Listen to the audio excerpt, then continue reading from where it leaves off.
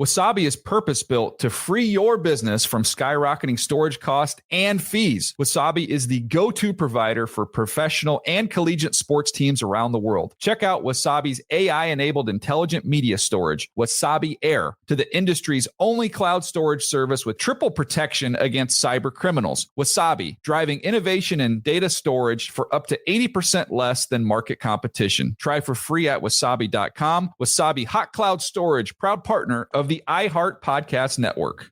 Lowe's knows Sundays are for football, so tackle your home improvement projects by Saturday and earn your Sunday with great deals on LG and Bosch appliances, select Bounty and Swiffer cleaning products, and more. Then once your to-do list is done, get ready to kick back, relax, and enjoy the game. Shop in-store or online now and earn your Sunday with help from Lowe's, official partner of the NFL. Toyota's all in all season with another year of Toyota Game Day giveaways. The official automotive partner of the NFL is giving fans the chance to win epic prizes like Brock Purdy's favorite Toyota Sequoia, NFL shop gear, and more. Play for free by predicting which big plays will happen during the second half of every Sunday night football game. This is going to be fun. Visit toyota.com/NFL now to learn more. Toyota, let's go places. No purchase necessary, void where prohibited. Ends on 2/8/26. Open to legal residents of the 50 United States and D.C., 18 and over. For complete details, how to enter prizes, and official rules, visit toyotasgamedaygiveaways.com. Chris Hetherington, 11 years in the NFL, 3 of those as a Carolina Panther, and talk about how he got there in the NFL, his story, and what he's done after football in the world of business. A lot of it will surprise how far he has gone. Chris Hetherington coming up next. 30 seasons of Panther football, a celebration of the players, coaches, and other key figures who've contributed to the organizational success. Chris Hetherington, much more than a football player. Heck, he went to Yale. He was a quarterback at Yale. We're going to talk about that in just a minute. And, of course, Carolina Panther fullback with some great teammates, including Dan Morgan, the current general manager, and Steve Berline, Wesley Walls, and those guys. We'll talk about those years with Chris and what he's done in the world of business. He's been around the globe doing a whole lot of stuff. And, Chris, love to see a story that we're about to embark on with you here where a guy that's had a great football career, and it always takes a little bit of figuring out, but to hear overall that you're doing so well post-football with what you're doing in life. Yeah, thanks, Jim. Great to be here. Good to hear your voice, and excited to dig in here. So let's take it back to the early years. You grew up on the East Coast, and you end up going to Yale. We'll talk about all that. But when did football become a part of your life, and what was it like growing up as far as young Chris Hetherington through high school getting to the Yale years? Yeah, I grew up playing every sport possible. I played football, hockey, and baseball in college. Hockey was my best sport as a kid, and I went to this little prep school in Connecticut called Avon All Farms, and ended up playing football, hockey, and baseball there. I thought I was going to play hockey in college, and ended up, going to Yale and playing football and baseball. But was lucky enough to be a good athlete as a kid, and I came into Yale as a running back, defensive back, and they moved me to quarterback my freshman year at Yale. And long story, but in the Ivy League at the time, freshmen weren't eligible to play varsity. So long story short, they recruited about 8 quarterbacks and moved 6 of them to other positions and moved me to quarterback. And so never played the position in my life. But so I played quarterback all 4 years, and then kind of came out as an athlete and ended up signing originally with Cincinnati as a undrafted free agent, and they moved me to fullback. And as you can imagine, quite the transition. Never really blocked anybody in my life, so I had to become a goon really quick. I heard you say on another podcast you weighed as a pro athlete like 240 to 260 as a fullback. When you were at Yale as a quarterback, what was your weight there? I was 225 at Yale. Bigger than a few of the offensive linemen, but really the weight was really, kind of directed by what offense I was in. In Carolina, I was a little lighter because, we used the fullback a lot. It was West Coast offense, and I played a little third down tailback. And then towards the end of my career, specifically at the Raiders, I got up to like 260. And, Jim, and we were as fullbacks, we're blocking DNs and Bruce Smith coming off the edge, or Reggie White, who, are grown men at, probably 290, 295. And so the law of physics at 235 at the time wasn't in my favor. So had to gain weight and get stronger and more explosive. But weight fluctuated between 240 and 260. Mentioned you played 11 years of pro ball. You were with the Colts for 3 years, and then you come to the Panthers 99 to 2001, which for some people they think of almost like the dark ages. It was the George Seifert years, but it really the first 2 years were not. I mean, that team was. I think 1 year was a game below 500. The other year was at 500. And people remember 1-15. It didn't end at all well. It was kind of historically bad for the franchise. But the 2 of the 3 years were really good there. You guys I remember you guys with Steve Berline in that group. Steve kind of saved the franchise at that time in a lot of ways, the way he stepped up for the team. Steve was awesome. I love Steve as a quarterback. He was a great leader. He was a great athlete. I think he was certainly more athletic than people gave him credit for, and he was a tough guy. And we had some good years, to your point, the first couple of years. I remember it was kind of a mathematical equation trying to get in the playoffs that 1 year. Mm-hmm.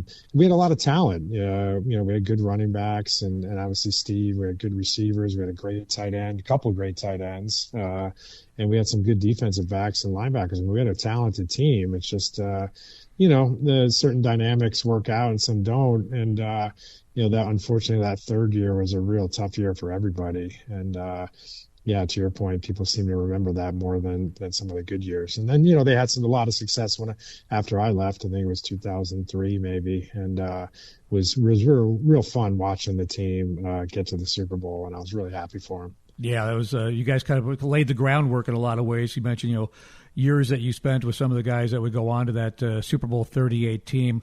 What was George Seifert like as a coach, as far as your relationship with him? And he kept you all 3 years, so obviously he liked you. So what was that like playing under Seifert? It was a little different. Seifert was a really great defensive coordinator, obviously with the Niners, and came into Carolina, and everybody was really excited. There were some tough years, to be frank, Jim. I think, he was certainly a great coach, especially on the defensive side of the ball. And we had some changes. I don't know if you remember Bill Musgrave left as the offensive coordinator. So it was challenging, to be honest with you. And I look back and reflect on my career and technically the 6 organizations I played for, and some of the head coaches and some of the leaders. Those are tough years, to be frank. But I think he's a great football coach and came in with awesome intentions, and unfortunately it just didn't work out. And I think, I talk about this quite a bit, that the natural progression in the NFL seems to go from offensive coordinator or defensive coordinator to head coach, and being a great offensive coordinator is very different than being a head coach, as you know, right? Managing the team and the media and the ownership and the players and the different egos. And so, some guys thrive and do really well, and some guys don't. And again, the team I don't think was as good in that third year, to be frank with you. So it was challenging all around. Well, we're only 2 years removed from 2-15 here, so I'm not going to ask you what 1-15 felt like, because we just had a recent reminder. It sucks, like you said. It's hard, and for those who weren't, maybe Panther fans back then are old enough. Just a quick synopsis of that year was, Berline was let go. They thought Jeff Lewis might be the guy. Didn't pan out by the end of preseason. So you put in 4th-round pick Chris Winkie, who obviously was an older rookie, so had some experience coming in from Florida State, Heisman Trophy winner, wins the first game, and then the rest of the year, just nothing. Some really close games, overtime games and so forth, but never could get it all together after that, right? Yeah, it was tough. I love Winkie as a quarterback. Really interesting story, as you know, as a baseball player, and then went to Florida State, won a Heisman, and then, came to Carolina, and he was a good leader. The stuff just didn't click that year, Jim. And again, not making excuses, and we all know, the outcome, but it was just one of those years. We started out, I think it was against Minnesota, our first game of the year, and I think I scored a touchdown that game, and we were confident, and then I don't know what happened, but it certainly didn't end well, and that's the most games I've ever lost in a row, for sure. But you try to take those setbacks and those failures as learning lessons, and hopefully everybody did that individually and collectively. I went to St. Louis the next year and was part of a really good team. I think we were only 500 that year. We had some adversity there as well. And so, it's like business too, right? You learn from your failures and learn from your setbacks, and those become blueprints for success if you take key lessons out of those experiences, for sure. Yeah, either winning or learning, as we say. So you didn't make the most of those situations. So you, last thing on football, we'll move into what you've done post-football, but you mentioned Berlin. I know you guys are tight. You're in the L.A. area, so you're a West Coast guy. Who are some of the Panthers from your era that you're friends with and kind of keep closer in touch with than others? I was back for the alumni weekend a couple weekends ago. It was so great to see Wesley Walls. Wesley and I were, good buddies, and we played. And Musin Mohammed, he was a phenomenal player and a great guy, and he's done some great things after football and business. We've been talking a little bit on the side with that. Chris Mangum is another good tight end. I talked to him quite a bit, through social media or text message. Jason Peter, try to keep tabs on him. Tim Morabito was a good friend of mine when I played, and try to reach out to him as often as I can. Unfortunately, we lost a very dear teammate and friend in Dean Wells, who was a linebacker when I was there, who was a phenomenal player and just a really great human being. It's super sad to see him go too early, but we had a really great group of guys. I don't know if you remember, we had one of the best golf teams. Maybe we were spending too much time playing golf and then concentrating on football. We had a lot of great golfers. Frank Garcia was a great golfer. Brian Kinchin, I don't know if you remember him. He was a long snapper.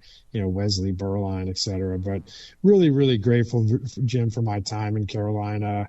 The town was very great to me. I had a radio show one year, which was fun, and just a really, really great organization and a really great town. I went back for the first time in a long time, and man, that town has changed. It was it's the growth there has been unbelievable. It's a great sports town, really passionate fans, and so I'm very, very grateful for my time in Carolina. And I was fortunate enough to play many years after that, and I look back and reflect, and certainly Carolina was one of the favorite times in my career for sure.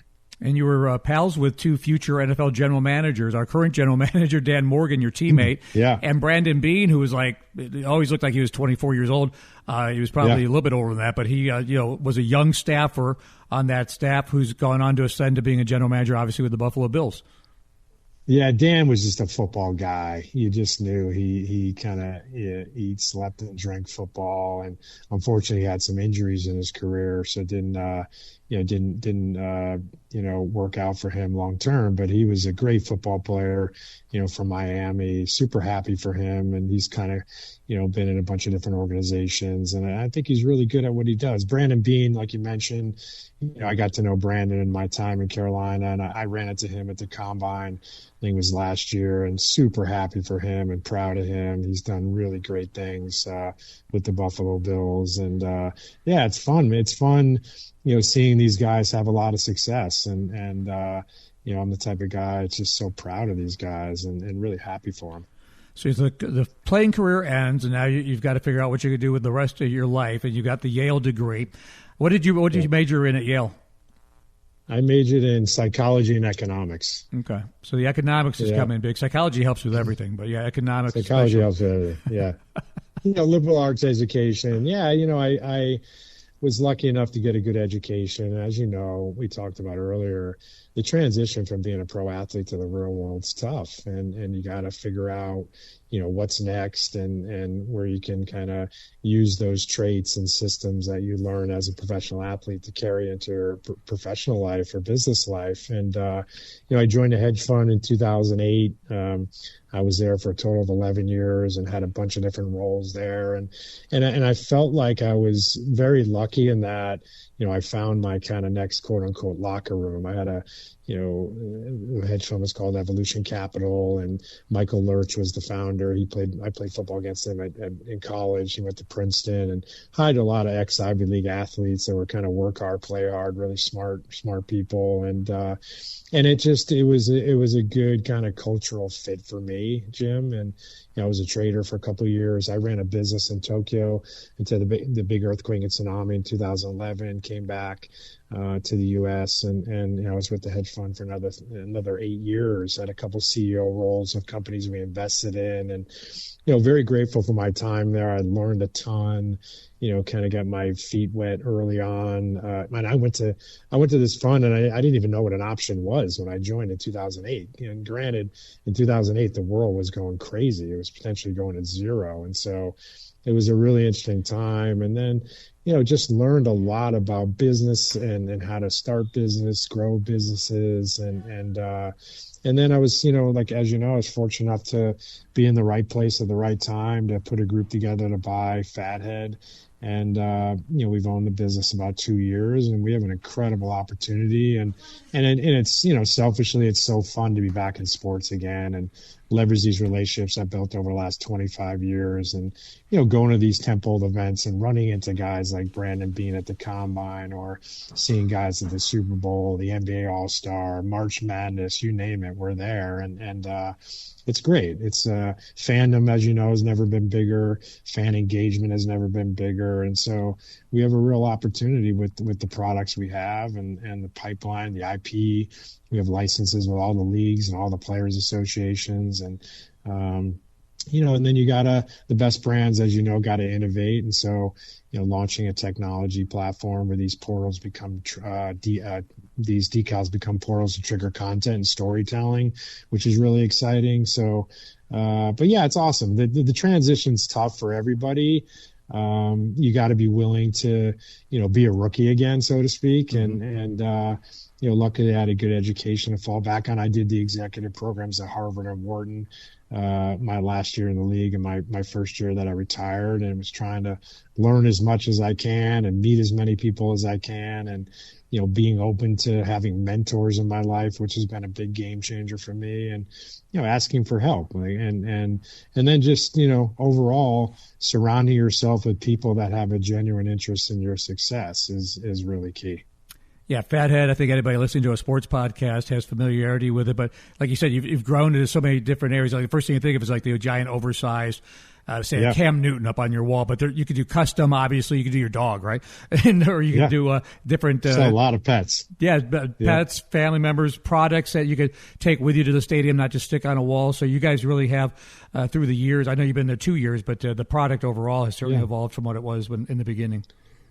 Yeah, like I said, the best brands innovate. We have a good mix between our licensed products and our custom products. We've really focused on the custom side of the business over the last 2 years, and it's, our sales are way up. And like I like to always say, Jim, even if you're not a fan of the NFL or the NBA or one of these entertainment properties, you're sure as heck a fan of your kids and your family members and your dog. And so we have products for everybody.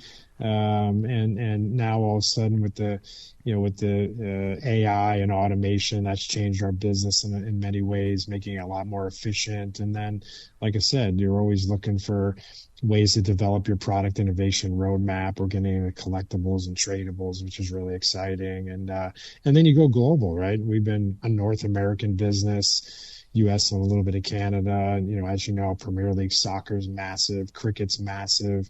Asia's a market that, fandom is exploding. You see what the Funkos of the world are doing, et cetera. So, yeah, we have a really big opportunity and marketing, as we talked about earlier, has changed. Fathead was everywhere back in the day, all over TV commercials and Super Bowl ads and all over ESPN. And in today's world, it's a little different, right? It's closing that gap, and it's about social and social selling, live selling, influencer partnerships, affiliate partnerships. And so we're having fun. We're waking up and grinding every day, but we're in a really great space, and we have an iconic brand, and we plan to maximize the opportunity. That's fantastic. So success in sports, success in business and sports, collaborating there. And I mentioned off the top that you're a West Coast guy now. You're living in L.A., And sadly, you lost your home, and you've shared this with people on a lot of different platforms in the L.A. wildfires and Palisades in your case there. So, I mean, lost your home. I saw the picture of, like, you had a face mask that was burnt that was left from what was a football helmet there. So tell us about that experience, and where are you guys in terms of just where you live in and recovery from all that? Yeah, appreciate it. You know, it was a devastating experience. We basically lost our whole town in the Pacific Palisades. It was such a special community, and super sad. I mean, we've been part of fires. You know, I lived in California since 2003, right, when I played for the Raiders. And we've been a part of fires historically, but nothing like this. I mean, it was just a massive devastation to many areas in California. And so, I have two young boys at the time. They were 5 and 10, and it was really important for my wife and I to kind of step up as leaders and try to find the silver lining in the situation, and that was, look, we're healthy, we're safe, we have each other, we can build a life somewhere else. And so we moved down to Newport Beach, Corona del Mar, and moved into a really great community and got the kids back in school and back playing sports again, and everybody's been so welcoming here. And it's a great place to raise kids. It's safe, it's clean, and the sun's shining. But you learn a lot as a family during those times. And I think for us, it's like, look, let's stick together. I think the kids became a lot closer during that time, and really proud of my wife, Jim. She was such a great leader during that time and so strong. And we had to rebuild our life. We lost everything. The only thing I got out in the fire was some of my kids' baseball stuff, because I knew that was important to him. And my wife grabbed some of her jewelry, but I lost everything I had. 11 years of NFL memories, and as we were talking about earlier, the Panthers and other teams have been so great about sending me, jerseys and helmets, and my high school sent me some of the awards I won, and Yale sent me a bunch of stuff. I had some friends that reached out to many organizations in my school and collecting, memorabilia and memories. And, you learn a lot about people in these devastating events. And, just so grateful for my family and some of my friends, a lot of my friends who were just, there for us. And it was great. I mean, look, it's a tough time, but you gotta pick up the pieces and move on. And I think we did pretty well as a family, and I'm proud of that. That's an incredible story. I'm glad you guys were able to come through safe and healthy. And those things, like the tangible things you mentioned, those are important because those are reminders of the life you lived and who you are and what you're all about and what you've accomplished in your life as well. Last thing, we'll let you go. Again, Pacific Palisades, as you said, the whole town is gone. What's it look like today there? Is there anything being done? Is it coming back in some kind of a way? Oh man, it's going to take a long time. Not enough there's not enough activity going on, to be frank. And it's going to take a long time. I don't think it's going to be somewhat normal for another 5 years. And I know a lot of people, including a lot of my friends that are big parts of that community, are anxious to get back. And there's some framing going on at some houses, but very few permits have been given out. It's just, they came out and said that they were going to kind of, fast track the process. And unfortunately, it just hasn't happened. So, like I said, Jim, it's going to take a long time. And, we've moved down here to Orange County, and would love to get back at some point, but, my kids are in very formative years, right? They're 7, 11 now. And, we've made the decision to come down here, and, but still certainly paying attention to what's going on. I think there's a lot of great people in that community that are trying to do everything they can to bring it back, but it's going to take a lot of time. I mean, 7,000 homes burned down, and that's, the construction alone is just overwhelming. So, hearing kind of rumors about, changing certain things about the town, and that's sad as well, because like I said, it was just a special community and special group of people, and that's tough to replace. No doubt about it. Yeah, we had Maui, of course, and then the western part of North Carolina, the mountains with the flooding and storms that came through. You hate to hear these stories, and things never get fixed as quickly as everybody would hope for. It's tough. But, Chris, we appreciate you sharing those personal stories. Everybody out there, support Fathead. Is the website Fathead? I don't want to give the wrong one. What is the website for Fathead?